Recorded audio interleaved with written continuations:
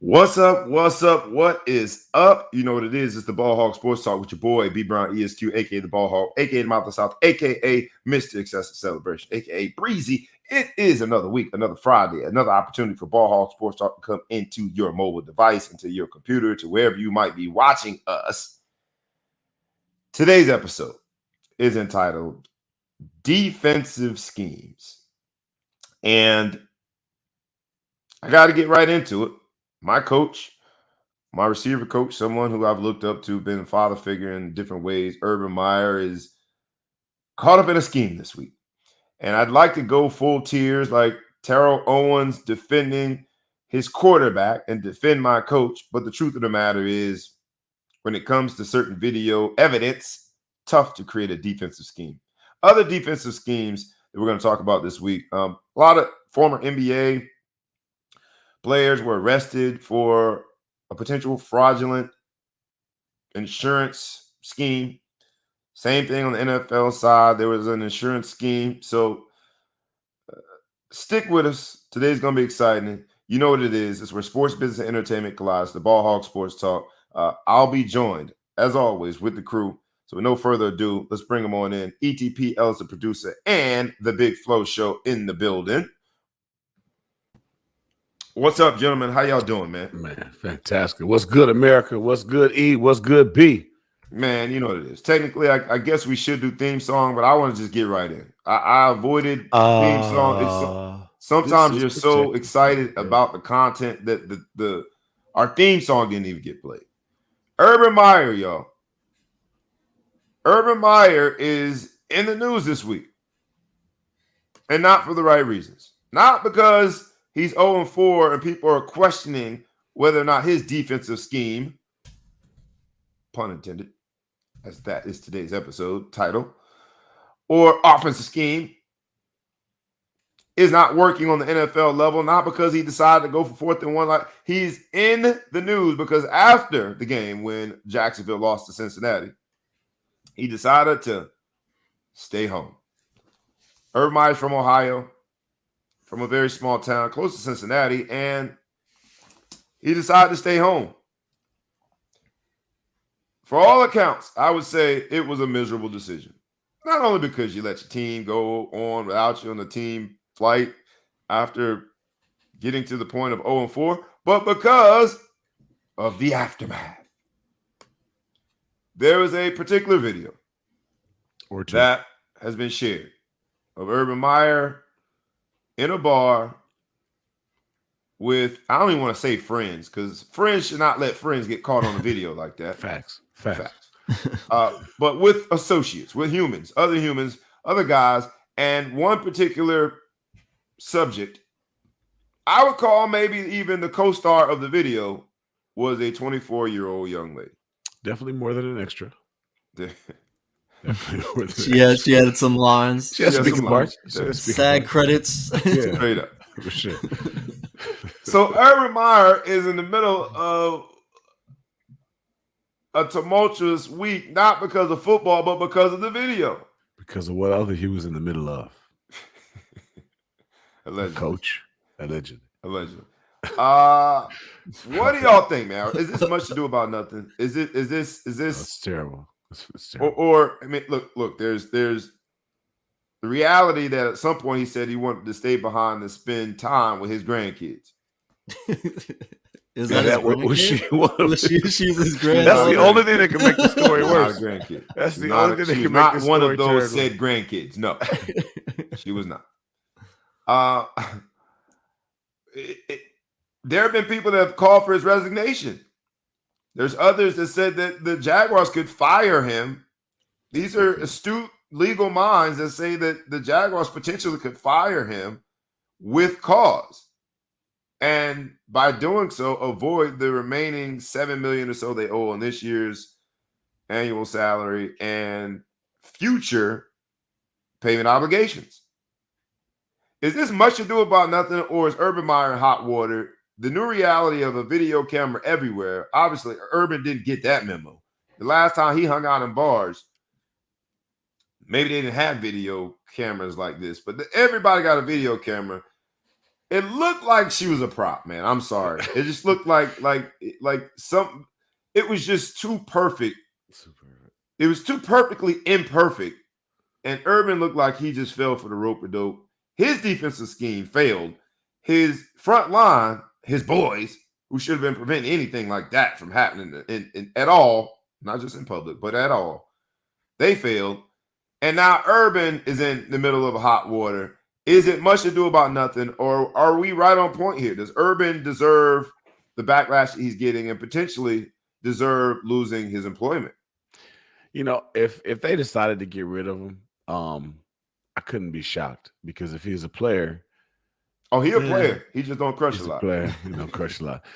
Maybe if he's a player, that's a bad thing. He's a player, wouldn't get in trouble for that. But here's the thing: the story gets worse and worse. So first time they leaked it, I saw the video. She was dancing. I felt like he had a little bit of a story because his arm was kind of in front. Looked like he was kind of trying to keep her at bay a little, but he wasn't dancing back. I thought maybe this dude's a little drunk. He's trying to just kind of keep things cool.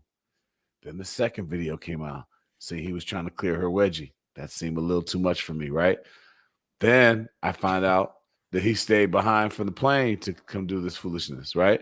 I guess the bar is named after him. They said bar that bears his bar. name. Yes, his bar. It's his bar. Yeah. He's got an Ohio State sweatshirt. You dance with somebody you have grandkids. I assume your daughter or son is older than this young lady that's in the bar. Absolutely older. So it just gets worse and worse and worse.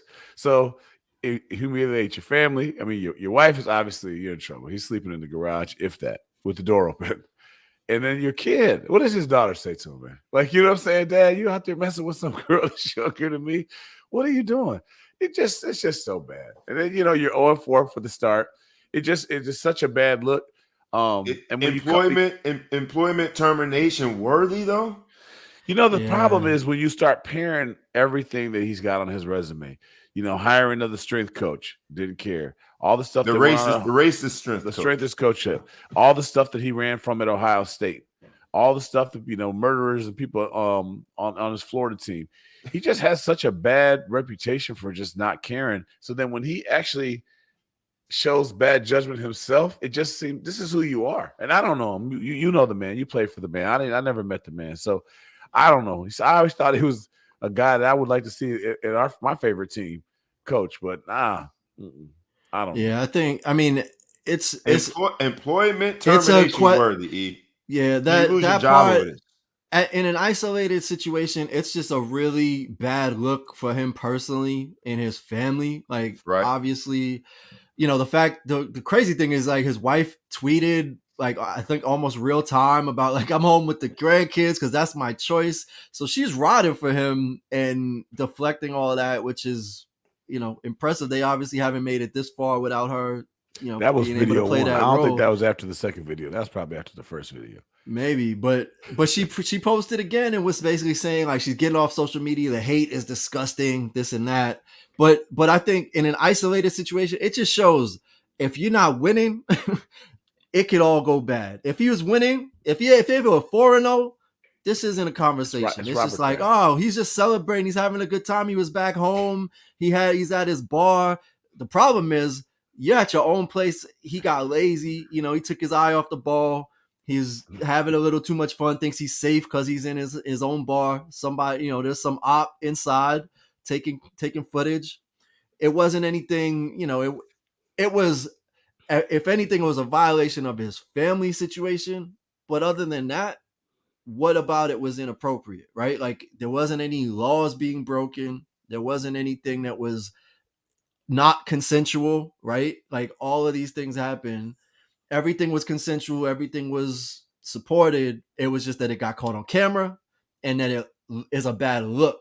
But fireable offense? No, fire him for trying to make Tim Tebow a tight end.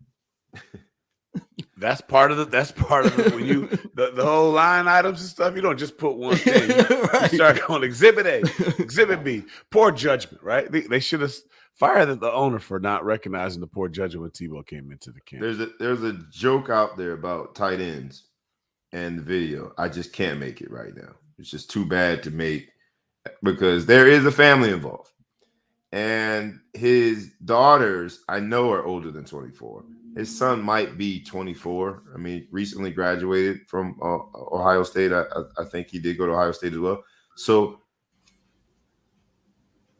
no laws were broken, but man, he got dangerously close to just the law of decency. Well, how do you get the locker room? How do you get the players on the team to support? Like, what's the outcome? What's the result of this? Like now, based on kind of his approach, he didn't ride back. He didn't fly back with the team. He's taking time off. Like ultimate selfish behavior. But how do you take the locker room back? On top of the fact that you're now 0-4, right? Like you're not. That's going to be the challenge. I think that's the part that if you have lost the faith of your roster, if veterans look at you like, man, you talk all of that stuff about being team player. You talk all that stuff about family and how important it is to you and how you talk all that stuff. And as soon as we had an opportunity, when things weren't going well, the true you came out. So I think that's when the the owner, I can't think of the owner's name, but his statement about Shad Khan. Shaka Khan. Shaka Khan. It boils down to that. And then so I know that the young lady who was the co-star of the video, the mother said that her life has essentially been ruined. She's afraid to go out. But didn't it seem as though there was it was a setup. Clear intention. It was a clear setup. It was a complete setup. And this kind of connects with the other. If we had a Donkey of the Week segment, it would definitely go to Sage Steele because of her interview with Jay Cutler on the podcast. But in that Donkey of the Week interview, Vice Donkey, she said, first runner up. She said, and I quote. I'm not going to quote it verbatim. I'll actually paraphrase. She basically was saying that women in media. Now, this particular young lady, I don't know if this young lady was in media that was in the bar, but Sage Steele says that women in media know essentially that it's a very masculine environment, that the men that are in that masculine environment are probably uber masculine, that misogyny exists, women are objectified. So if these media personalities, women that are in the profession, in the industry, her peers and others, dress a certain way and are scantily clad, they are inviting what comes with that. She did not encourage rape. She did not encourage, I don't think she encouraged any sexual assault of any kind. What she was saying is that when you dress that way in that environment, you almost can guess what the outcome will be. If you accompany a male media personality, she was talking about the athletes, but if you accompany someone, a coach or an athlete, to his room, you almost know at least what their expectations are. So your expectations of what their expectations are should be pretty clear. Now, I bring that up here because there are some that have said, look, this was clearly a plant. This young lady, 24 years young, being in that bar and taking part in what seemed to be also an aggressive, consensual behavior with I think I clearly saw Urban say no. I don't know about consensual. He said no. He said no to what? He said no with his eyes. To the dance. She wasn't dancing back. She danced. No, he said no. I shouldn't. No, he said he was reciting R. Kelly lyrics. He was standing there trying in his mind. Yeah. He was holding on. He was trying. He was holding on. He was trying to keep the space. But she got into his personal space. He was saying no to himself. He was visualizing no. He was saying no while doing yes. His defensive scheme was talk yourself out of it. Don't fall for it, ice cold. But yet ice cold, aka Urban, fell for it. Is there something to be said about it? Like I'm not excusing his behavior. But it seemed as though that she was either a prop, made available by the ops.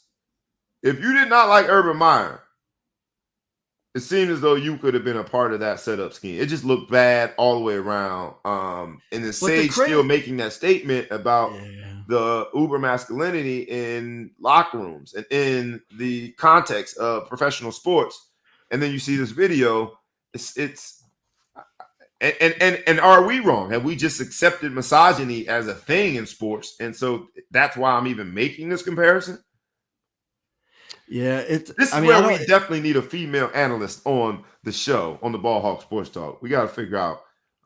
We should have had a guest here today because I don't know whether when I looked at it, I'm like, man, he fell for the banana in the tailpipe that almost. I don't say any man, but it looked as though like that's one you could have you could. He was. I don't think it's a man thing. I don't know how nice the night ended for him. Yeah, I think it's. And I hope it didn't end as nicely as it looked like it was going to. Yeah, I mean it's the code of celebrity. Say again. He better. It's the I mean it's the celebrity protocol, right? Like you just don't do things publicly because everybody's watching. Like it's all. I mean you're in Ohio. You are like one of the top 5 most recognizable people in Ohio. So. To be doing that, like you clearly your drinks in your own restaurant, like in your own the most recognizable person in your own spot within Ohio State. Yes, like your name's on the door. Like everyone knows probably who you got pictures on the wall. People are like, is that kind of look like? Yeah, that's the dude on the wall. Yeah, those that didn't know who you were walked to say we're going to Urban Meyer. Doesn't that come with a certain level of feeling invincible? You're in your restaurant in Ohio. Like, behavior like that. Doesn't that come with some level of like the whole concept of these coaches doing things that other people wouldn't do, whether it be coming out of halftime and squib kicking or onside kicking? It comes with this level of invincibility that seemed on display in that video. It's true. In your bar, in your state, with Ohio State, like, come on, dog, come on, right. With no mask on, that is when you become a face mask person. At least I'm gonna wear a face mask. Right, we gonna protect the patrons here. COVID. No Delta COVID spread. This will not be a super spreader. The man didn't even wear a face mask. The level of hubris that was involved in that video, but doesn't that come with the territory? You think he of course, Urban Meyer. Status? Say again. Do you think he checked her vaccination status? Because that's put the whole team at risk. That's what he was looking for, her vaccination card in her back pocket. That's what it was. I don't know. Look, Shelly's not tripping on it, and between the two of them, they've been married long enough. That is most important. If she feels you like couldn't have got those anyway. She was just messing with you. it just looked bad. But the Sage Steele in her buffoonish behavior in her interview with Jay Cutler, is she onto something when she makes this point about the expectation of your expectations in this uber masculine environment? I mean, I kind of look at it both ways, right? It's victim blaming in one sense, right? She's definitely trying to put the onus on people that are recipients of vile behavior or which violations. Is why I made it clear that she did not endorse sexual harassment or rape. She was talking more broadly about being treated and respected. Yes. Yeah. So in that respect, like you can't really put the blame or the responsibility on people that are receiving violations, right? On the other side, I do understand that people live in the world and they know how other people operate, and you generally might need to be conscious of how people are going to respond to you based on your appearance or your presentation. Doesn't justify anything. I think it's just in context, she's basically saying like, you have to follow these strict rules so that other people that don't know respect will respect you. Because if you give them she didn't even call for their respect. She said to other people that don't respect you, so they can be comfortable in their space, essentially. Right. Because to she say was that saying it's that justified. you know is that what she was saying, or was she just saying? I didn't see it, and I'm not a Sage Fields fan, but It's kind of like if you walk across the street right now, there's a crosswalk, right? You should be able to just close your eyes and cross the street. But we all have common sense to know a car could come anyway because that light hasn't stopped anybody. It tells you to stop, but it hasn't stopped anybody before. You have to stop yourself. So I should have the expectation that we're all law-abiding citizens. Everybody who's driving those cars is going to stop and follow the law. But we all know better than that. And I think that if Sage Steele is saying, okay, you should be able to go out, however the legal limit is of clothes to dress and walk around, and nobody should bother you. That's the way it should work. But there's savages amongst us, right? So if you're going to go out there and you're around these people that are sports guys, and just think, a lot of sports guys enjoy, female company and do whatever. A lot of them might just shoot their shot because normally when they shoot their shot, they don't get denied. So I think what you're saying, because I didn't hear the quote, is that Sage Steele is telling you that if you're going to come off like that and do whatever, you're around people that like to shoot their shot. Don't be mad or don't be surprised if they shoot their shot. That's a great analogy with the crosswalk, because in this episode, defensive schemes, one of our defensive schemes in that moment, in that analogy, is protect yourself, because the crosswalk is not going to really protect me from the ultimate harm, like physical harm. But in theory, that's illegal for someone to keep driving when a pedestrian is walking through the. So I like the analogy. They're wrong, but you're dead. Right. You're dead wrong. Right. But on the other side, you are dead. But in 2021, it wrong, but you dead. Right. But in 2021, it was tough to hear her say it because we become so politically correct. In 2021, I just want to know. Go ahead. I was just saying, it just seemed as though her comment was at least 30 years removed from mainstream as a thought. Right. But so the thing that's crazy, that's weird about this is this was all in response to her saying women that are trying to get into the media industry and they're doing their tapes or they're sending her, their audition videos. And her response is, you might want to present yourself more respectfully. So what are women send? What type of video auditions are they like twerking in the videos? Like what's happening in these videos? Yeah. But I think she was talking about just like how many buttons are buttoned and unbuttoned, what you reveal. And in a weird way, when she initially said it in the interview, I was thinking, okay, she's being a mentor to other women trying to get into the business. Mm-hmm. So let's give her credit for that. But then as she continued to talk, I'm like, well, you're not a really good mentor if you're telling a woman that is going to be potentially objectified to be comfortable in her objectification.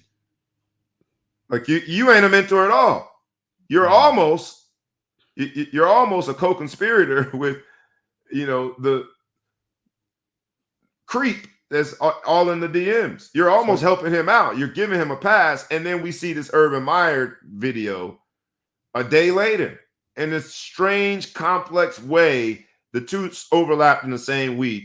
And, Sage Steele is encouraging young women in the business to use a defensive scheme of dress down, look like a nun, be conservative in order to protect what should be the sanctity of your career and be respected in your career. And I don't think that in 2021 we accept that as a defensive scheme. Is it that extreme? But the reality is, and I just say this, like the reality is you have to assimilate to a culture if you're trying to break into, especially in the corporate world. Like you have to subscribe to whatever the protocols and whatever the standards are of that. You're not allowed to just be yourself. Like everybody's talking this lip service about it's 2021. We can all just, represent how we want to represent. But in practice, that's not how it works. That's not how it works at all. Like you have to fit in. You have to make people feel comfortable. You have to subscribe to the authoritative culture of that environment, period. Right? Like love it or leave it. Whether it's about gender, it's about race, it's about sexual orientation, it's about ability, language, whatever it is, you have to subscribe to it in order to participate in it, for right or for wrong. I'm not saying you should do that, but we're playing this lip service game that everybody's equal and everybody should be, diversity and inclusion, but it's not it's not practiced. It's implied, but it's not practiced. So in theory, it sounds like, it sounds good in theory, but in all practicality, when anybody wears anything, there is the potential that anyone else is going to respond to that. And making it a little more broader about the corporate culture, that would be, my amazing handlebar mustache. I know that once we're back in the office, I probably gotta cut the mustache off, because there's a perception that goes on. There's a perception, whether right or wrong. They might not know just how intellectually superior I am because of my handlebar mustache. And I've got to deal with the reality that perception matters in the corporate space. So there was some of that in what she was saying, but there was also, I think, just a little bit of accepted misogyny. I don't know when she turned the corner on that part. That's the one I didn't hear, where she said accepted. I heard sound like she said expected, but it doesn't sound like I heard the accepted. I mean, with the interviews and people getting the tapes in, I think that's terrible. If you're dressing with your and I slap me for this, but if you're coming here, I don't want to do nothing. I know there's women you could turn away. I don't want you to have to see all this. But if I have my stuff all the way here, so you can see my chest is out, whatever, you know what I'm saying? In an interview tape, when I'm just trying to get you hear what I have to say and how I can enunciate, I mean, yeah, I can understand where if she's telling you, don't send a tape in like that, because that's going to be their impression. Like, okay, she obviously was trying to flaunt something.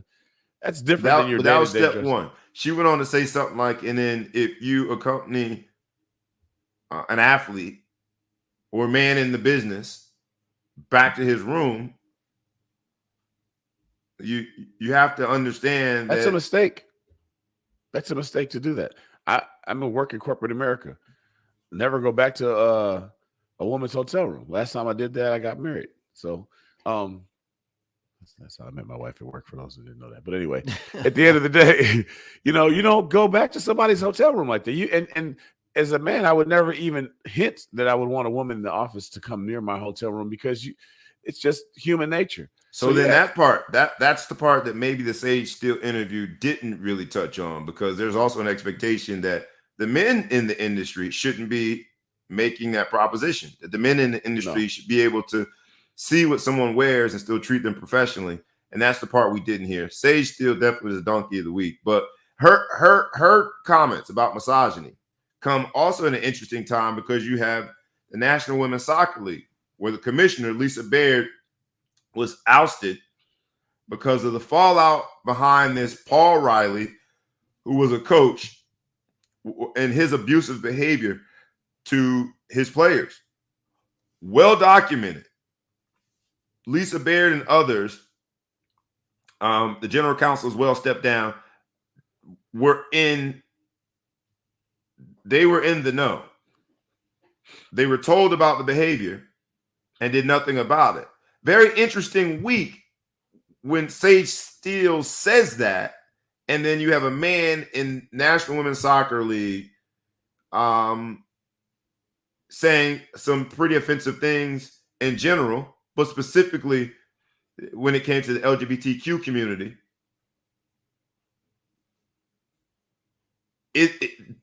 As men, we also got to check ourselves too. And that story, to hear Lisa Baird, a woman, very successful executive, was the commissioner of the league, to hear that women weren't doing anything about it, sort of supports this, I don't want to call it crabs in the barrel, but it's almost like women can be their toughest critic when it comes to women being able to report being on the wrong side of abuse. I was shocked that the commissioner was a woman and knew that this was going on and nothing happened. Well, it just shows, to get to certain positions of power, you have to align with the power structure, right? So it's essentially you have to basically, operate on those same standards. Like, the institution doesn't change, the people change, but in order to move up and progress towards the top of that institution, you have to essentially abide by the same types of protocols. But it's crazy. Like, the fact that they shut down the league for a weekend. Postpone all games. they shut it down, right? Because shout out it to was them. They such a put their money where toxic their mouth reality. is. They lost money. Yeah, They lost money yeah. in doing this. But yes, they shut down the National Women's Soccer League for the entire weekend. Yeah, it's crazy. I mean, it's the thing about it is this timing. It's good that it's happening. It's just crazy to think how long stuff like this has been happening and just Right. was status quo. So the surprise that it's a woman commissioner and these things are happening is more of just a historical like development, right? Right. Where now we're actually addressing it, but you can't get to these positions historically without turning turning a blind eye to things like this, or being an apologist for it, or basically making excuses, or silencing it just because you don't want the sponsors to know about it, or you don't want the different revenue streams to be messed up, or hey, you're replaceable, so if you make too much noise, you're an athlete, we'll find somebody else that can kick this ball. Same thing at University of Florida. Cam Newberger, the former women's basketball coach, who we talked about on this show before, more and more is coming out. More players are talking about the abuse. You got Riley, you got Newberger, you have soccer, you have college basketball. You've got these men who chose to coach in women's sports, high-level women's sports, yet being abusive. And then the question becomes, because as I was looking at some of the stories, is the is what is being considered and qualified as abusive, is that just getting a little too wild? Because some of the stuff that they were saying, I'm like, coaches say that kind of stuff. Like, that's because of your era. It's a different era, and we got to realize it's the era. I think one thing we had to do is stop being so surprised, because there's an ingredient that is out there with abusive people that must be constant. Because one thing we always see is you always get surprised at how long it went on unchecked. right. So when these people must have some sort of charisma or some sort of intimidating personality, where every story that comes out, every scandal, the doctor that was in the Olympics and went to Michigan State, the coach, Sandusky, all these people, they went on for so long. And I just think it's amazing to people who are not abusers, who have not been victimized or whatever. From the outside looking in, it seems so unbelievable, but it just seems so consistent that these people are so driven by whatever the hell that they're trying to do, whatever their drive is, that they are highly successful, they're highly convincing, they're highly credible. When I was sociopaths, when I my children were young, when you had to volunteer in the school, we had to do this thing. They went to Catholic school, protecting God's children. And the one thing that stuck out for me, like, the boogeyman doesn't look like the boogeyman. He's charismatic. He's a handsome guy. You would like him, And that's the person that's trying to go out there and abuse your children, is somebody who you would like, you would invite into your home, and that you would put that past, and you would say he would never do it. And I think that these people must have that kind of, mystique to them, because all these abuses go on forever and ever. And you're like, what the hell? How come nobody said anything? So right. I don't know. That's the thing I think we fail to appreciate when these stories come out. Yeah, well, I am sending nothing but good vibes and hope for healing for all the women, or all the athletes. Because Sandusky or just all the people, Sandusky was with kids. The doctor was with male and female athletes. Larry Nassar. Riley seemed to be, all his women's soccer players. Newberger, all of these collegiate women, young women. So here on the Ball Hog Sports Talk, we discuss it not assuming that we're going to solve it, but we also discuss it with empathy in our heart, and we wish all of those victims well. Abuse, you're right. I am from a different era where certain words they could use, certain insinuations they could make about sexuality, and it's like par for the course. So in this episode, defensive schemes, I think that coaches are also going to have to evolve and understand that certain off-putting jokes, references to sexual orientation that used to go, one ear and out the other, now they don't go out the other ear. And so coaches have to be a little more defensive about how they get into the psyche of a player, that used to be just how to push a player. And, oh, well, if I make practice so difficult for you, the environment is so tough, then the game is going to feel like a breeze. But things are changing. They're changing fast. In this episode of Defensive Schemes, we got to talk about the NBA because the survey, the infamous survey in which all of the NBA GMs get to give input on, what's going on with the league, what do they project for the upcoming season. And in this survey, although this episode is defensive scheme, defense did not really do well when it came to this survey. The response essentially is what we thought it would be. This is an offensive league. And I'll just give you the quick overviews. LeBron was voted in the top 5 for not 1, not 2, but 3 different positions. Impressive. Point guard, small forward, and power forward. Just goes to show you it's positionless basketball. He plays whatever he wants to play when he needs to play it on that possession. The Nets are overwhelming favorite to win a championship in this survey of GMs. They give him a 72% chance to win. KD and Luka are the favorites for MVP. Yet, in the same survey, Giannis is considered the best international player over Luka. Go figure. Spoelstra is considered the best coach. Let's go Heat. That one didn't surprise me at all. And Chris Paul is voted most likely active player to be the best future head coach. Those are the highlights of the survey. Interesting that GMs do a survey. So we're gonna talk about how LeBron is the top 5 in 3 categories, three positions. We're gonna talk about that. We're gonna dwell on that. For those of people out there listening that think he's the GOAT, that's kind of GOAT type statistics, don't you think? That is, but I mean, these are just the opinions of 3 GMs. Just to it. What do they know? They don't know nothing. What do they know? Nothing about that? I mean, they just run teams. Yeah, that's right. What do they know? I know more than them. And LeBron probably should be top 5 in those 3 categories. Anything stood out to you guys in the survey? 3 positions. Categories doesn't give it. 3 positions. He's a top 5 point guard, top 5 shooting forward, top 5 power forward. That's amazing. It is amazing. That's really good. That is amazing. Anything else stand out? Do you agree? Do you think when you look at MVP candidates, does Luka stand out to you? I like Luka, and I definitely think for MVP candidate, and MVP means, I think that's the problem. MVP means different to a lot of people, but it's a guy who can carry his team pretty far, and then the best on the league. And I think a lot of people get spurned for MVP because their team is too good, But I think Luka is the future of the league in a lot of respects. He's going to be that star. Him and Giannis, The league is going overseas. We're losing the grip. ETP, I guess I should have congratulated you on the Red Sox. I see with your Celtics hat. So I should have congratulated you as the Bostonite on the show. Your Red Sox did what they needed to do. Congrats. Yeah, thank you. So season's over.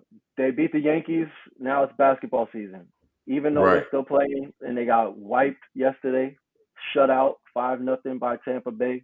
It's basketball season, so that's why you have on the Celtics hat. The Celtics didn't really do much when it comes to this survey. We'll see if they do a lot when it comes to the season.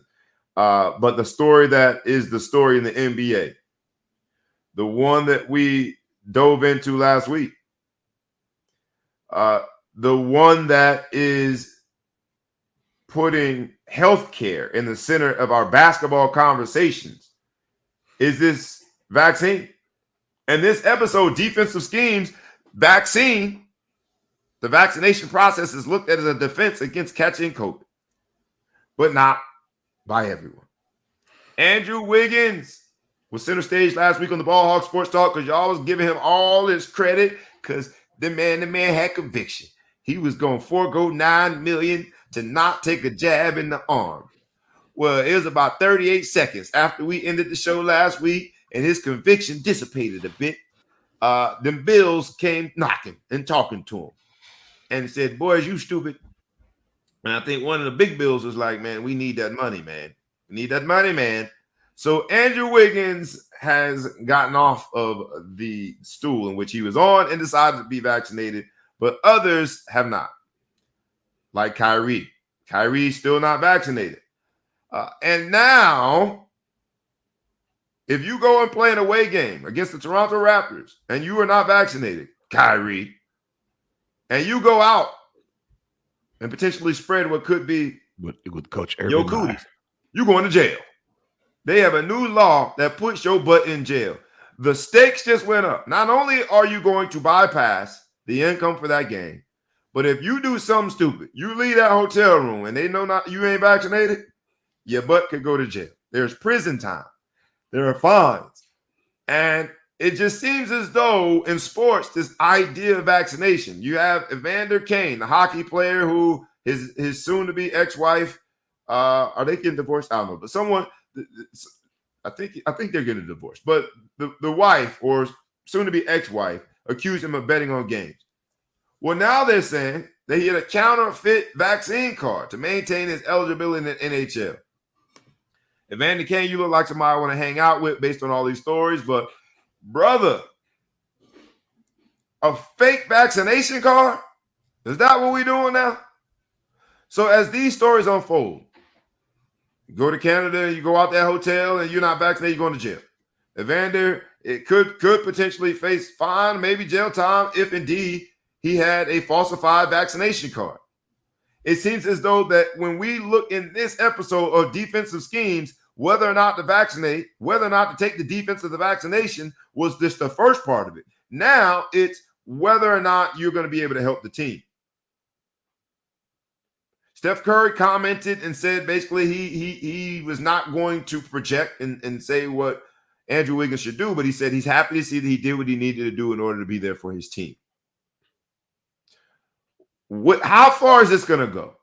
Andrew Wiggins made it quite clear that without the pressure of the NBA, without the pressure of the Golden State Warriors, although the Golden State Warriors didn't make the rule, they enforced it. Without that, he would not have been vaccinated.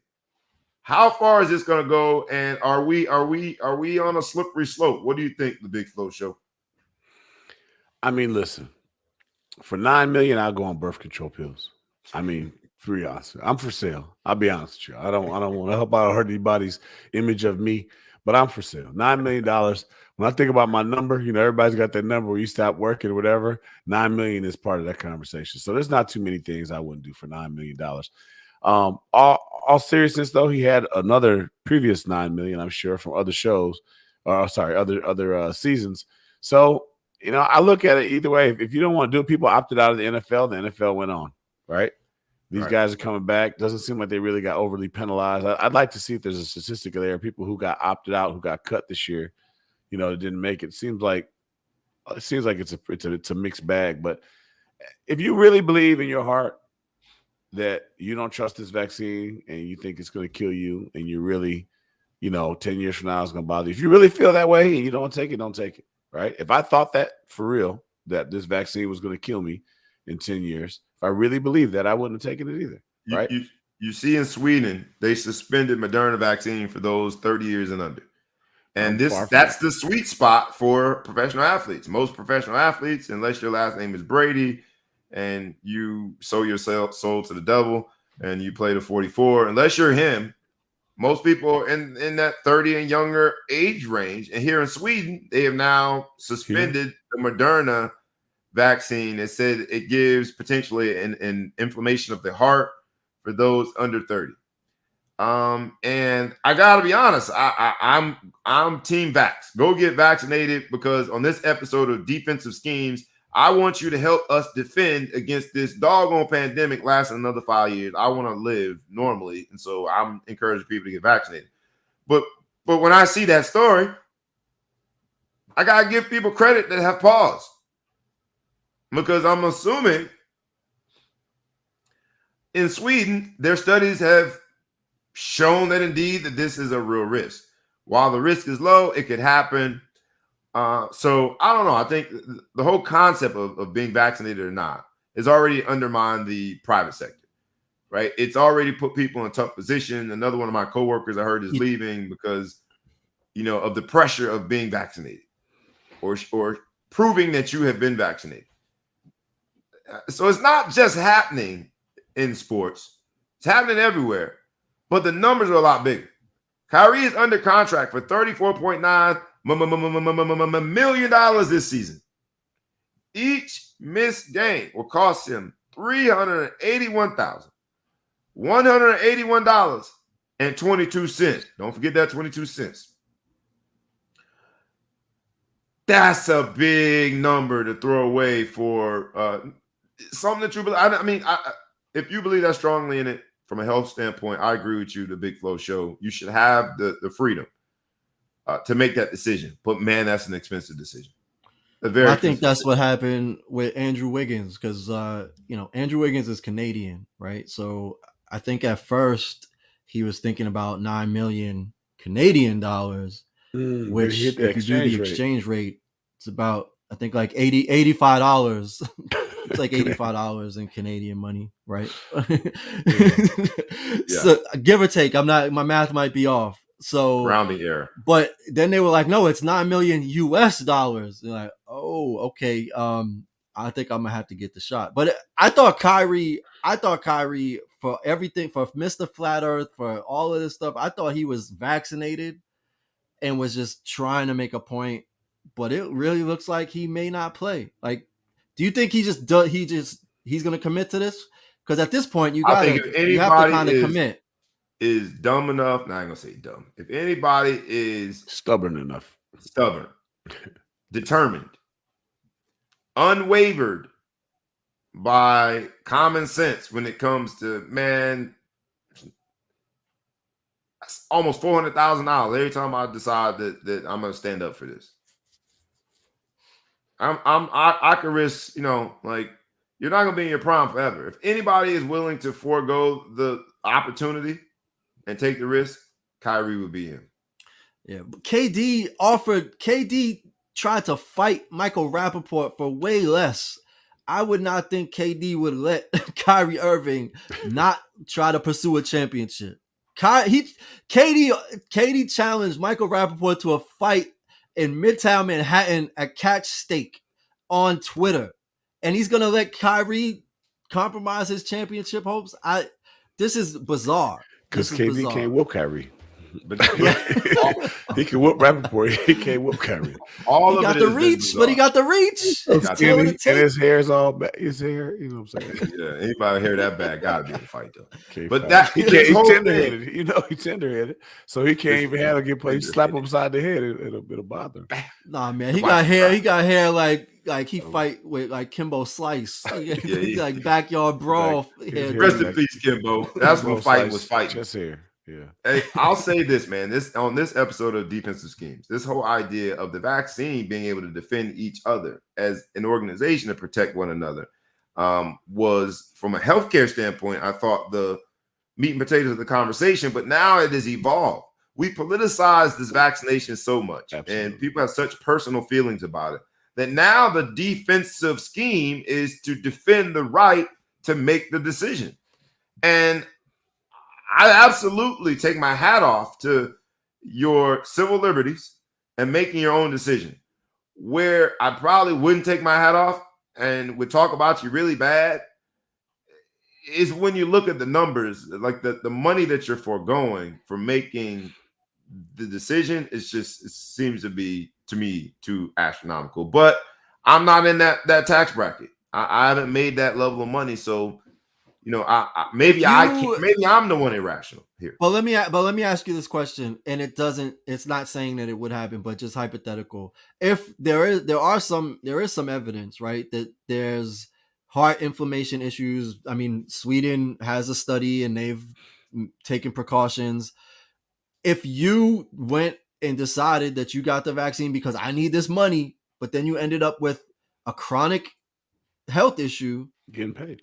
How are you going to feel about that? Oh, well, I got the 9 million. It's all good. I'm going to get paid twice. I'm going to get the 9 million. How much is a new heart anyway? I'm going after Moderna, Pfizer, more than Johnson, 3 million, Johnson. Right? Yeah, I want to be a part of that lawsuit. Look, I'm joking. I don't wish that on anybody. I pray it doesn't happen to me, the two of you or anybody within the sound of our voice, but it is a risk. What I do with all things is I try to assess the size of the risk. And the size of the risk, according to the studies, according to the science, according to the people that are way smarter than me, pales in comparison to the risk of me catching it, spreading it, and potentially finding out that I had a pre-existing health issue that leads to my death. And so I'm pitting one risk versus the other. And that's when I assess it, I'm going with what's behind door number one. I'm going to take the risk of the jab, especially considering all of the vaccination that we go through as a country, that we have been normalized to socialize and normalize such to take that risk. We do it all the time. And so just because we do it all the time doesn't mean you got to do it this time. So I get where people are making the decision. But when you're talking about close to $400,000 a game, when you make that decision, to me, a lot of personal wealth and family wealth could be established through that money, but a lot of good could be done with it beyond just you standing up for, I don't want to take the 0.00000% chance that I'm going to have an inflamed. Some of those vaxxers will say that's a 0.000% chance that you'll die from the disease. I disagree with that. I think if the vaccine messes you up, COVID would have whooped your ass. That's the way I look at it. You would have had no chance. In this episode of Defensive Schemes, the scheme goes beyond it's a dress rehearsal. Yeah, dress rehearsal. The scheme goes beyond vaccination, the NFL and the NBA. And here's where I connect the dots a little bit because and it'd be good right here to pause and say, please like, please comment, please share, tag a friend, tag a foe, tag anybody that you know. Please subscribe in the podcast world and on YouTube. The Ball Hawk Sports Talk is you heard that? Is in the building.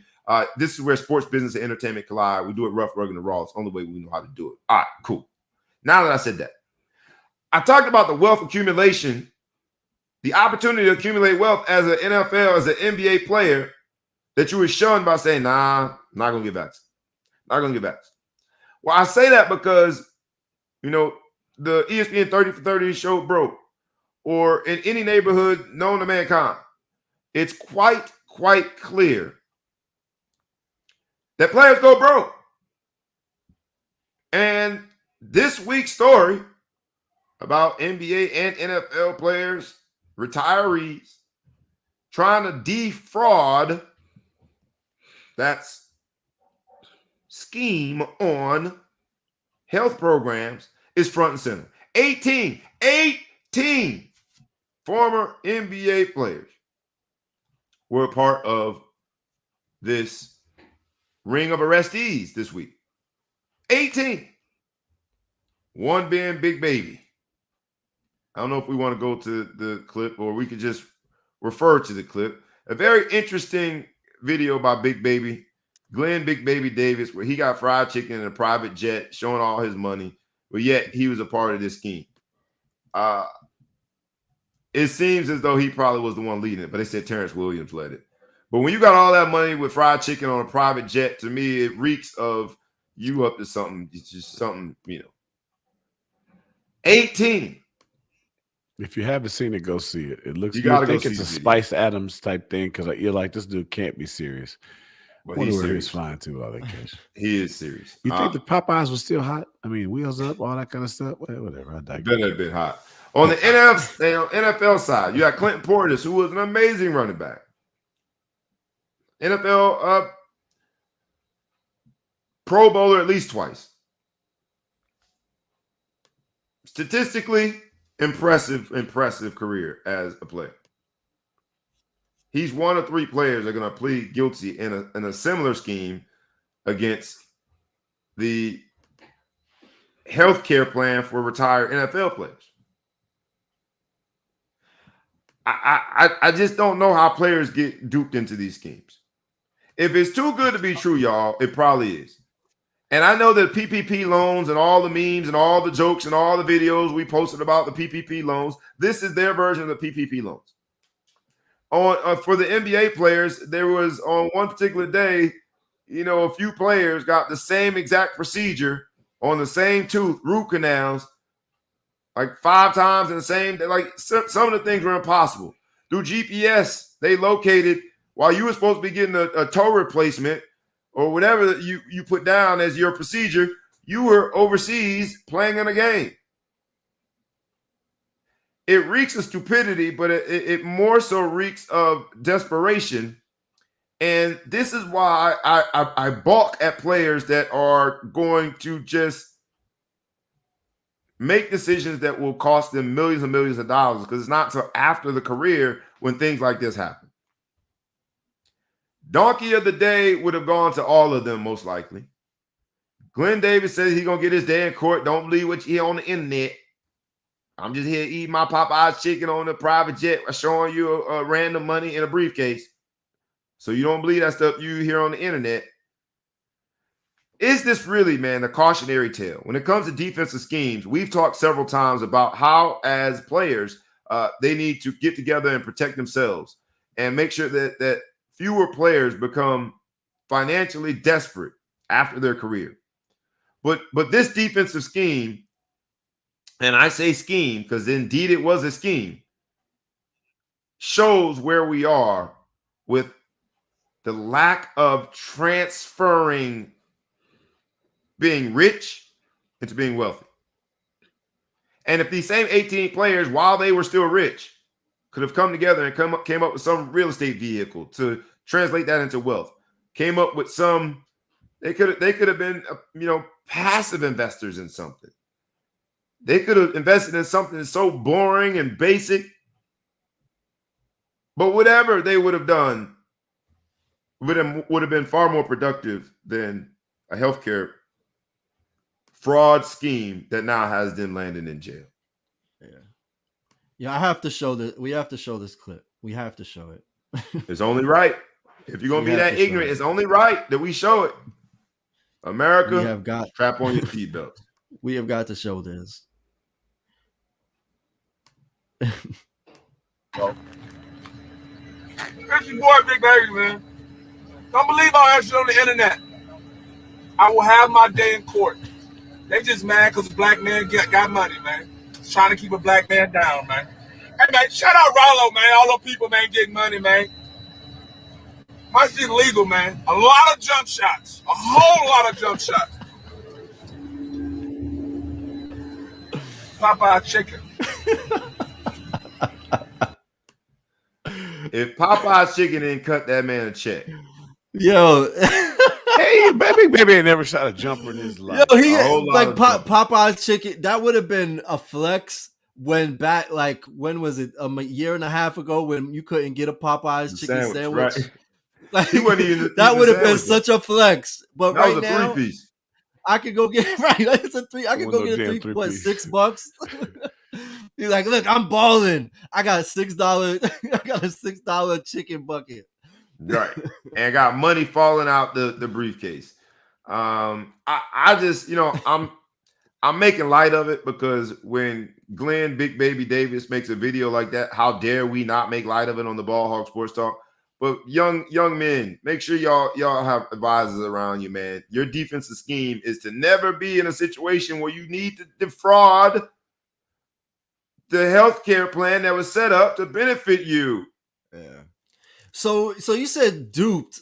I guess the question is, duped is assuming like where, you have athletes from back in the day that got caught up in real estate. Like, oh yeah, my accountant moved some money around, but he stole it from me. Like, that's duped.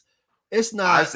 I say duped because I just don't think that most players that have been spending all the time working on their jump shot think on a daily basis about how to defraud the insurance business. Well, somebody might have presented it to them, but at the end of the day, they knew they were coming. It was like $100,000 to $200,000. Like, I've probably not even seen as much money that was in that briefcase if it was real, if those were real bands. Like, I've probably not seen that much money at one time, but I'm not risking it for $200,000. Like, I'm not risking my situation. Clinton Portis looking at 10 years right now over $99,000. But that's where you say that because you understand that the life cycle of us as career people, that there's going to be ups and downs, going to be ebbs and flows. Your overall runway to be, in a situation to make a decent living, your runway is a lot longer. And the defensive scheme that I'm talking about is don't put yourself in position where the only time you're ever gonna make that level of money is when you're playing football, when someone can just walk away from you right away, a la Jalen Smith.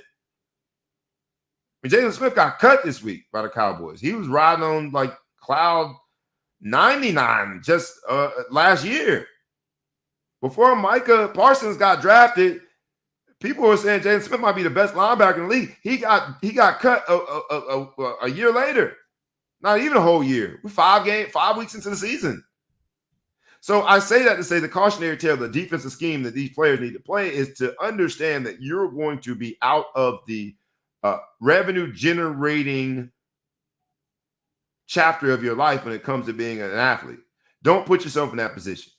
And I think that, and I say dupe just because you talk to one player and they start selling it. Oh man, I'm telling you, man, it's good. All you got to do is anytime somebody tell you all you got to do is, and it sounds very simple, and on the other end of that is a six-figure check, don't do it. Don't do it. Don't do it. It's just sad. I hate to see that these players have been arrested. Their names have been put in. I mean, you have big names in there. Shannon Brown was in there. And look, they will have their day in court. So I'm not Sebastian saying Telfair. There are big names in there. I mean, it goes back to your point or your observation, like this invincibility, right? Like Urban Meyer having this sense of invincibility. Is that at play where it's like, all right, this is no big deal. I've gotten away with more. I've gotten away with worse if they did it, right? But otherwise, he'll get his day in court with his Popeye's chicken, and we'll see what happens. It's big baby Davis. Before we let you go, man, because I know we're gonna the Big Flow Show and I are gonna bring it home on the final stretch without ETP today, because y'all don't know this, but all of us got other commitments too. But I cannot let you go without asking you, Mr. New Englander himself, Mr. Boston himself, you got to give us the review of the game of the week last week. Sunday night, 8:20 primetime slot in Foxborough. Terrible weather. Came down to a field goal. Who's the winner and who's the loser when it comes to legacy? Brady versus Belichick. We saw it last week in Foxborough. Came down to a kick. What do you say? It's like I was saying last week. It's push. It did not hurt or help anybody's legacy. Tom Brady did what he does. He pulls it off in the end. Don't leave any time on the clock for Tom Brady because he'll bring in a kicker and kick that field goal and get it done. On the flip side, Belichick spent a ton of money in free agency, but hasn't been able to pan out, play with a rookie quarterback, and it came down to basically a foot, 9 inches on a field goal kick in the rain, which if he had been able to trust his quarterback to try to go for that fourth down, we might be having a different discussion if they get closer. But to kick a 50-plus yard field goal in the rain and almost make it, I think it lived up. It preserved both of their legacy. Belichick was undermanned against the Bucks, and he beat the spread. He covered the spread, and Brady came out with the W. So I think all in all, it just shows that they're both very important to the Patriots' legacy, and they're both very successful. They were ultimately successful together, and they can be successful apart. We'll see what Belichick can do and get the team together. I think Belichick punted, pun intended, on the legacy discussion, because if he goes for it on 4th and 3, the legacy conversation is squarely almost on that play. 4th and 3, you got to make a tough decision. What you gonna do? Mac Jones, he's a rookie. It just shows he didn't trust him. Yeah, but he didn't have to have a rookie quarterback. Cam Newton was in the facility. He had a veteran. He chose. So you chose. And then you chose not to have faith in him on 4th and 3. But Cam also chose not to get vaccinated. Right back to that, man. There's repercussions. Defensive schemes. ETP, we appreciate all your contributions this week, my brother. We'll catch up with you next week. For everybody else, stay tuned. We got a few more topics before we get out of here, because the Big Flow Show and we got to talk about the Cowboys. Are the Cowboys legit? And we should say this with a few disclaimers attached. The first one is, I can't stand the Cowboys. The second one is, I hate the Cowboys. Oh, it might be the same thing. All right. What do you say? Are the Dallas Cowgirls legit? No. So here's the thing. Even if they are legit, they're the Cowboys, so they will unlegitimize themselves, right? They will lose regardless of their talent. Now, I have tried to go easier on the Cowboys because of how much Notre Dame talent that they've had. They've just lost a little weight and got rid of one of the Notre Dame guys I was really pulling for. So they're about this close for the all-out attack, right? But it's the Cowboys. That's the thing. They always have a team. They always have the talent. It's never for lack of talent. They just suck. They just find a way to lose. They got a way to lose. And Dak Prescott, I mean, it took them a while to pay that man his money. Y'all look, Cowboys. They backed up the Brinks truck as soon as they could for Tony Romo. They took forever to pay Dak Prescott. But that part aside, Dak Prescott looked real, man. I think the Cowboys might be legit, man. They might be legit. And Micah Parsons, my gosh, that's what made Jalen Smith he was exposed because you're fungible when someone else can come in and do your job. He was like the fourth, sometimes fifth linebacker. So a team that, he was the heart and soul of that defense last year. They have now done amazing things on the defense side of the ball. They finally have a defense with a quarterback that I'm putting him in the top 3 this year. He's played top 3, in my opinion. He's been the center of that team. He's made the throws he's needed to make. He's been the leader he needed to be. Hard Knocks. Yeah, I didn't watch it every week, but it seems as though from the rumors, the people I know watch it, Hard Knocks exposed just how good of a leader he was too. Dak Prescott. So, man, yeah. I think they're a real deal. I gotta give it up. They're real deal. Real deal. I don't like it. You calling for them to go to the Super Bowl, NFC Championship? Not that real. What's their limit? I mean, how real is it? I mean, real deal. I see them NFC conference real deal like Holyfield just was the last couple of weeks. Nah, I see them NFC champion. They are in the conference championship playing against probably the Rams, and then they lose.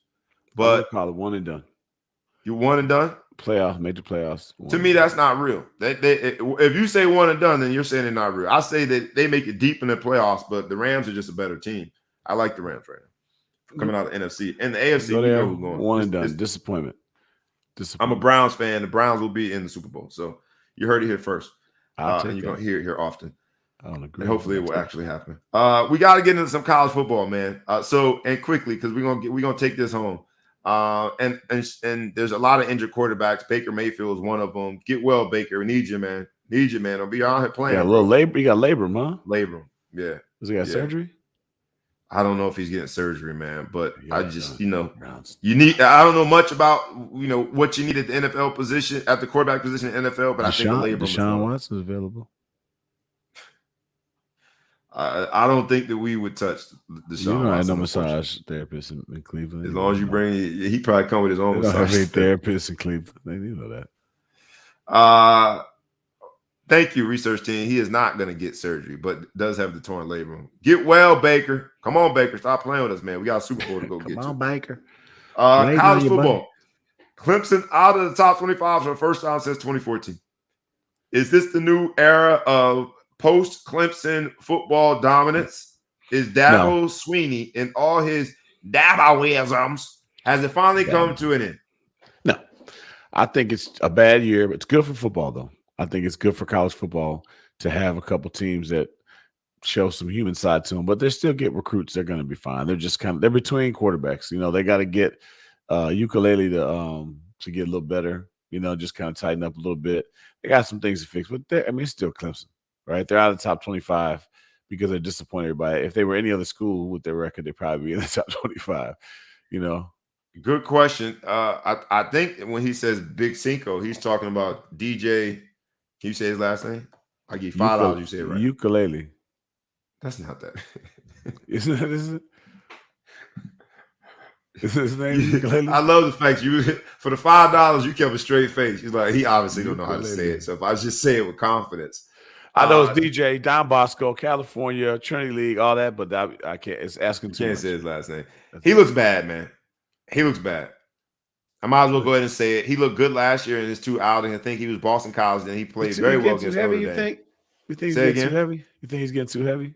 Because he looks all of D tackle to me. Yeah, I just think you gotta, when you're the center stage, when you're the main event, it's a little harder when you know that every play is going to be scrutinized versus, you coming in a relief role, at 250 pounds. I won't say he's too big, but because he's tall. He's tall, and several players have done it in recent years. But he might be big for him. You know what I mean? So like, if I was 250 pounds, I would model underwear because that would be super light for me, right? Right. That would be, I'll start hooping men's leagues. On behalf of everyone listening, I want everyone, if I could do the Men in Black little wand and get all of us to erase the visual of you in underwear. I've been objectified my whole life. Don't start. Man. Don't start. Okay. Most people don't sit up in their chair proudly when they say that. I get hit on everywhere, man. Don't talk to me like that. But anyway, but 250 for me, I would start doing things I don't do. I would start running, hooping. I would do things like that. Right. 250 for him, maybe he's a 220 guy. I don't know. What is he? It is relatively speaking. I gotta see what he played in high school, because if you put on 50 from high school, maybe he's too much. I don't know, man. But I think the whole concept of being able to just go in and pick up from where a guy like Trevor Lawrence left off from. I think we got to get over those little storybook endings. Alabama's the only one able to do that. It doesn't matter who's at quarterback for them. They just keep reloading. But DJ was the number one quarterback coming out of high school, so Clemson did what they were supposed to do. They followed up Trevor Lawrence, the number one dude in high school. Now the number two guy in high school, same conference, is down at Alabama, and he's living up to expectations. He's playing much better. Gotta ask, is Notre Dame definitely out of college football contention? They lost to Cincinnati last week. It was 17-0. At halftime, at one point in the fourth quarter, 17-13, final score 24-13, 11-point loss at home to the number 17 in the land, but it's not a Power 5 school. So here's what I'll say. Is Notre Dame out of it? No. It's early in the season, early-ish in the season. Notre Dame they played three quarterbacks. You never seen a top 10 team in the history of the world play three quarterbacks. And 12 left tackles. 12 left tackles. They played everybody at left tackle. The kicker is going to play left tackle. If we get healthy on the line, I don't know how many of those guys are out for the year, but if we get healthy on the line and Drew Pine starts playing well and they start winning, they will look at this game and say, well, Notre Dame didn't have their quarterback situation figured out. Guy fluke fumble over kickoff. Who muffs the kickoff and then can't get it? That never happens. But if Drew Pine becomes a starter, and he plays well, and he starts doing the things I think that he can do, 2, 3, 4 games down, we're just going to hover. Because where are we at now? 16? I don't know how far they dropped. Good question. They were at 9 when the game started. I think it was a lot of losses last week. I don't know how far they fell. So my thing is, it's a relatively early, respectable loss. If Cincinnati keeps winning for weeks and we keep winning coming up, you can get back. You got to lose early like that. You got to lose early. It was close. It was within. It wasn't a blowout. There was some mistake. There's excuses that could be made. So those that like Notre Dame, that want to vote for them, could give them an opportunity. Vote for them. But things happen. Things need to happen. Gotta ask, man. Is there any chance? We're number 14. We're not that far back. All right. So is there any chance? We got the Notre Dame question answered. Now I'm gonna focus on two teams. Is there any chance that anyone outside of Georgia and Alabama wins the college football playoffs this year? And I'm saying the whole field. Someone comes to you and says, you got the whole field. The only two you can't bet on, Georgia, Alabama. Do you take the bet? Can anybody else win? Or is it Georgia and Alabama's to lose because they seem so much better than everybody else? It don't even look close. I mean, Georgia beat Arkansas like they stole. Yeah. I mean, Iowa is ranked high. I don't see it though. I don't see it. They've been ranked high in the past, and they did well in the past. I think the Big Ten West is a little down this year. I think they lost a lot of talent. The Big Ten is going to be an interesting one. So the reason, can they win it? No, I don't think I can win it. But you start thinking about making a run. With Ohio State being down, Michigan looks pretty good. I hate to admit. I think Penn State is a fugazi. That's fool's gold. You think that's fool's gold? I think that's. What do you think about Michigan? You think that's they're real this year? Michigan has a running game, and they got a defense. And I believe that you have a chance if you have those two things. The problem is, They got a backup quarterback too. We used to say things like, "All right, man, all you gotta do is keep Alabama off the field and run the ball. All you have to do, all you have to," which was a big feat. All you gotta do is stop the quarterback, the running back, the receivers, and the linebackers. You fine to go. But you can't even say that anymore. They score at will. Same defensive intensity, same playmakers at every spot, 3 deep on defense. But now they score at will. So you got to outscore Alabama. Georgia's defense is the only one I think is going to be in the same stratosphere and being able to at least make them punt once. Georgia has to do a lot more offensively, but I like their running game. Georgia can't win though. I think Georgia could beat Alabama. They might be able to beat Alabama, but they can't win the national championship. They just can't. They're one of those teams that just can't win. You saying they're cursed? It's like the Falcons. It's like the Cowboys. They're like the Cowboys now. Maybe. I mean, the chances they should have won 2012. I mean, last time they won 1980. 81, I think. 81. I think that was 81. They won, and they get goons every year. They've never been down on talent. They always get goons. They have goons every year. They just can't win. They can't win. There's something about them that just can't win. I'll tell you what it is about them. But if you take Alabama, SEC. If you take Alabama out, you say Georgia or the field. I'll take the field. And if Alabama wins, it's a push. Georgia's not going to win. I like that. That sounds like a good bet. Make that bet, man. We'll make that bet happen. We got to talk about name, image, and likeness. You know what it is. We are the center of the name, image, and likeness universe. We want to see these young people get paid. We want to make sure that they get paid responsibly. We think the NCAA needs to do more, and it should not be the Wild Wild West. We think the institutions not only should have divisions devoted to name, image, and likeness and helping a young people, because that's what they are, young people fresh out of mama, daddy, grandma in them house. We think the institutions should support them and make sure that the deals represent what we would consider good market value. But this week, what we have, name, image, and likeness, there are people talking about the pluses and the minuses, the who is profiting from it. For the first time, some of those preseason NCAA basketball tournaments, like the one they play on the Navy ship. I like those, man. They played the one in Hawaii, and all the coaches got on those ugly Hawaii shirts. Puerto Rico, all them type of Puerto Rico, right? For the first time, the third-party marketing group that is organizing the tournament is using players that are playing in the tournament as influencers to promote the tournament. So they're going to get paid for something that they're playing in, and because it's a third party, right? It's so sweet. You think about how weed is legal now, man. We had 2 players. We got our butt whooping the Cotton Bowl or the Fiesta Bowl because someone sold tickets, and now it's promotion. It's legal. Right now they're using you to sell the ticket. Just to show you how things have come full circle. Full circle.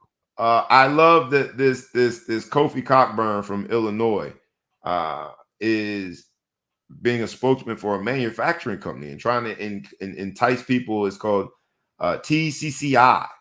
And I love how they are utilizing him. And he seems like a really smart guy, first of all. Coming back. Kofi Cockburn is the one who entered the transfer portal and then announced he was staying. What a great marketing 7-footer? The 7-footer.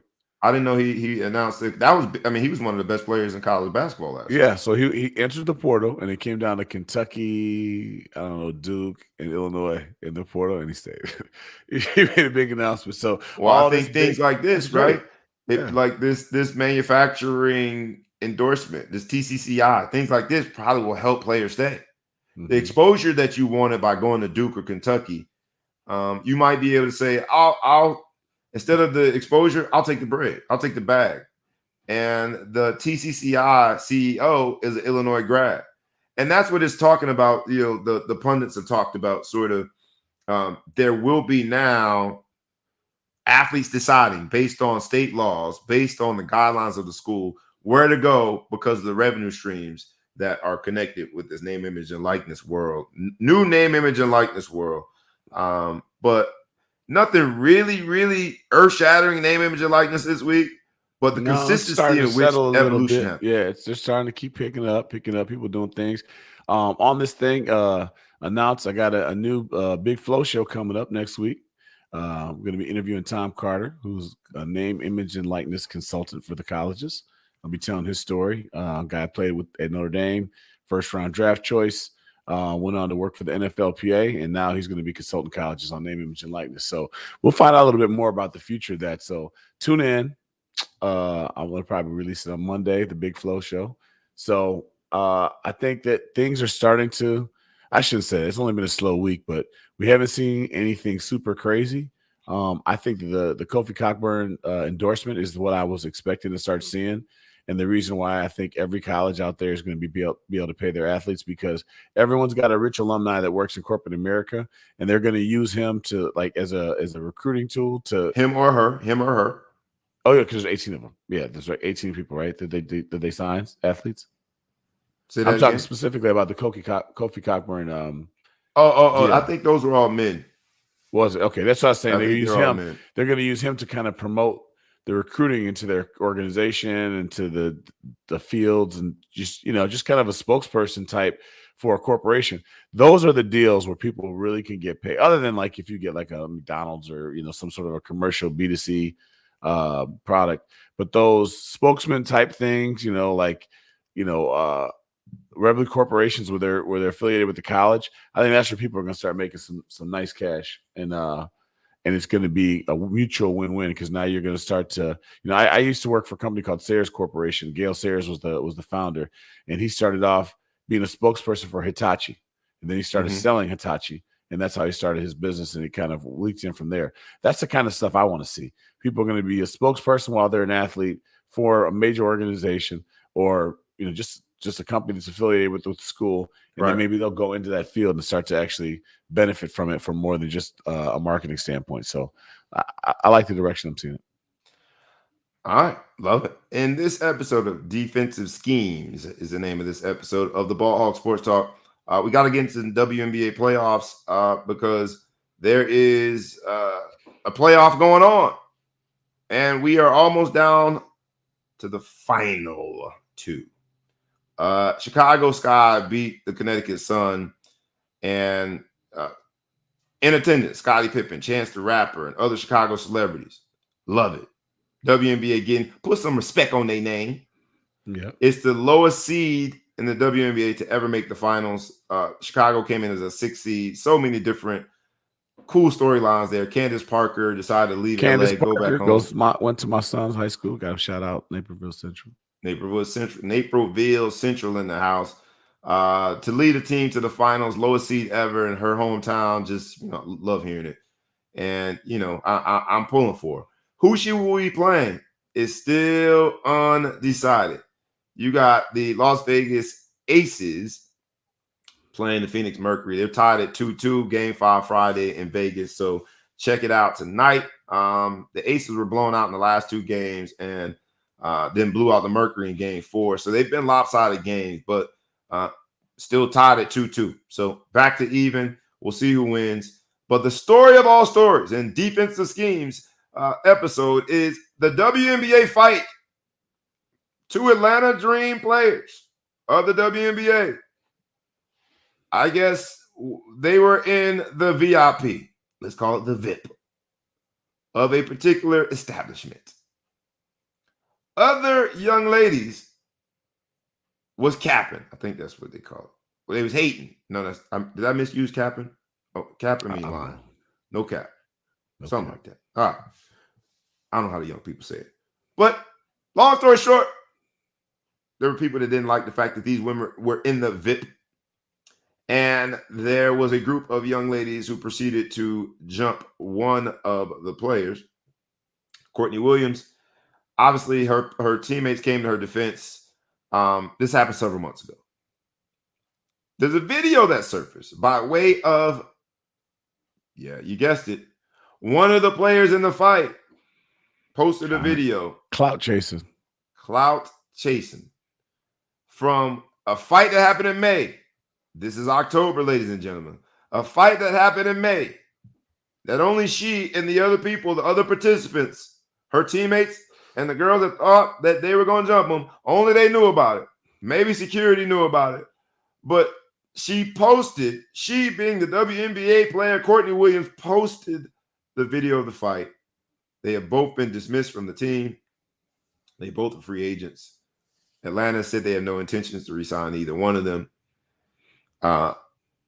They both were being defensive, defending themselves when it came to the initial altercation, but not being defensive enough when it came to protecting the video of the fight. This is when clout chasing goes wrong. Keeping it real goes bad. This is when your social media aspirations undermine your bank account. What would possess her to post this video? Do you think they should have been cut? Do you think it's just the sign of the times? Get over it. Everybody posts anything they do, what they cooking, what they wearing, what they eating, who they dating. So that's just what it is, and they should get their gainful employment back. What do you think? I think it's like we're going back to the Urban Meyer thing. I mean, you're doing things that are detrimental to the reputation of the team. I mean, you don't expect to see female athletes. I hope this isn't sexist, but how you expect female athletes out there brawling in the streets? That's not something you see every day. Male athletes get a big problem for it, but you're getting negative publicity to the organization. So they say, all right, we want to go. Usually I don't think it's the only thing, but it's like the last straw. You know what I mean? Maybe it was something else, then you released it. Just whoever released it, that person got to go because you're stupid. You're dumb. You have poor judgment. I can't trust you to make a pass, the right pass in the fourth quarter. If I can't trust you to 4 months later not to put the stupid video. I feel bad for the girl who was on there and didn't post it. And you think they fought? You think they scrapped? Because they obviously are not scared to throw hands. They had to scrap over that. I think it depends on if she gets re-signed or not, because that is what we call a stealable offense. Man, I'm going to steal on you when I see you on site. I have to. That's a stealable offense. You done messed up my money because you trying to get some likes on Instagram. That's what we come to in the world, though. Those likes. I hope you got enough likes that you can get some endorsements. Right. Facts. In this episode of Defensive Schemes, that wasn't very defensive at all. Look, y'all, let's protect the sanctity of information. When you have it within your care, you got to be able to assess what risk you run by posting it. Mm-hmm. By not posting it, that didn't mean that they were punks on the night in question. By not posting it, that doesn't mean that the outcome was any different. By not posting it, doesn't mean that they're, as teammates, they didn't rally together and was ready to throw them hands, nut if you buck. By not posting it, it didn't change anything about the situation. But by posting it, being offensive, you went on offense to get a little bit of clout. They gave you the clout, but not the ones you wanted. Young people, stop posting stuff on that doggone interwebs. The interwebs. The interwebs. The producer's cut, I would do it a disservice. That's ETP's thing, man. So we're not even going to mess with it. I'll let you get any parting shots before we let the people go for the week. No, I'll just say, guys, enjoy your weekend. You know, root for who the Irish hit this week? Virginia Tech, at VTech. Virginia Tech also beat the number 10 North Carolina team in week 1, so they are used to slaying the dragon. Notre Dame is against Virginia Tech. I don't know what the spread is. Northwestern's off this week, so nothing to see there. You know, just gonna be a good weekend. Every weekend's a good weekend. Go Irish, beat the Hokies. Go Northwestern, let your body recover. And in this episode of Defensive Schemes, the schemes that we talked about, unfortunately, a lot were schemes that could have been avoided. The schemes that we talked about this week, the Big Flow Show, I'll give you a salute. We'll catch up with you next week, my brother. My man. And I want to see, make sure you tell Mr. Carter, we want him to chime in on the Ball Hawk Sports Talk, so we do all his name, image, and like. I'm looking forward to seeing that episode of your interview. You always do a good job, my brother. Thank you, sir. All right. I am essentially talking about the schemes that could have been avoided. If you do right by your money in real time, you don't have to be duped into doing something that would defraud the insurance industry. As you see, by way of the recent arrests, by way of the fact that there's NFL players now that will plead guilty. The criminal law frowns upon fraud. The schemes that we saw this week and we talked about, Coach Meyer being caught on a video doing things that highly questionable when it comes to him as a family man, but not necessarily so as a coach. We'll see what happens. Being defensive in what information you put out there, what videos that you post. Be defensive. Protect not only your reputation, protect your job in some of these cases. And that is the way you can protect your money and hopefully protect your ability to generate real wealth. It's the Ball Hawk Sports Talk, where sports, business, and entertainment collide. It's your boy, B Brown, ESQ, a.k.a. the Ball Hawk, a.k.a. the Mouth of the South, a.k.a. Mr. Excessive Celebration. Here for another great week. Thank y'all for joining us. We is out. Peace.